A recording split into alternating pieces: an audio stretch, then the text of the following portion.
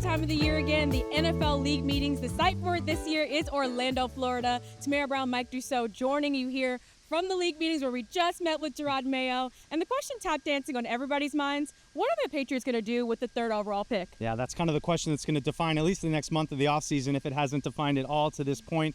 And Jerod made sure to be clear, all options are on the table. You know, there's a number of different quarterbacks that have been talked about, trade downs, all those kind of things. But Jerod provided a little bit of clarity at the quarterback position because if you're going to take one at number 3, you better make sure you like them. If we take a quarterback at 3, that means we are convicted that this player is really the future of this organization.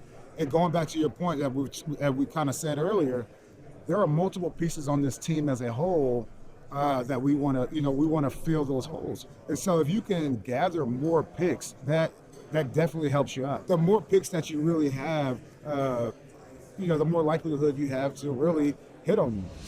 I agree with Jerod. There's no crystal ball to tell you how these quarterbacks are going to pan out, but they were impressed with Maye at the Combine. Yeah, the interview with Jerod said they were really impressed with him, and I had to say, I was there. I mean, he leaped up onto the podium, so, he certainly has a presence about him. He talked a little bit about Jayden Daniels, too. Those are probably the 2 most popular picks you'll see in all those Patriot mock drafts. What do those mean? We don't know, but certainly plenty of questions to talk about here in the draft with Minnesota. Is a trade down possible? What's Washington going to do? Even though they're at 3, there's a lot of questions to be answered.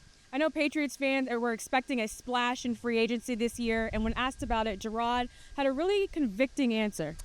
It's really hard, and let's start with that they reportedly took a swing at Calvin Ridley, and I think that's a good sign, but really I think his message was that we wanted to restock the offense, but they weren't really all that impressed with what there was out there in free agency, and I think, we know from a couple years ago, free agency can be a temporary fix, but what Jerod is preaching is patience, to be methodical about this rebuild and do it the right way. Here's what he had to say about that. For Patriot fans, look, I understand the frustration. I understand the expectation that has been really built over the last 20 years.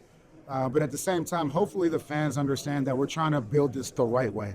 And we're trying to, bring in pieces that we think are for the long term. I think there's a combination between bringing people in for the short term, but also you have to think long term. That's always the hard thing to do. I would just ask Patriot fans for patience. Look, once again, there will be players that hit the wire, free agents, guys that are explosive, whatever you want to say. There will be guys in the draft. There will be guys after the draft. So just sit back and kind of, let us do our job going forward.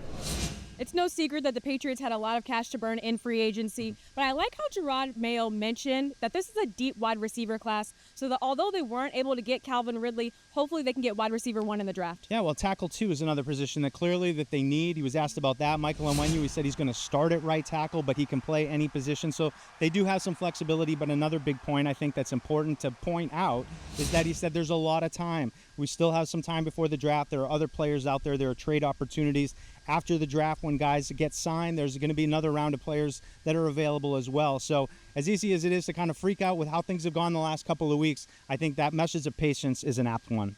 It is an apt one, and it's so hard for us to remain patient. I'm still struggling with it as well, but that's it for us too. From day 1 of the league meetings, stay tuned for the rest of this week as we'll have more content coming on Patriots.com.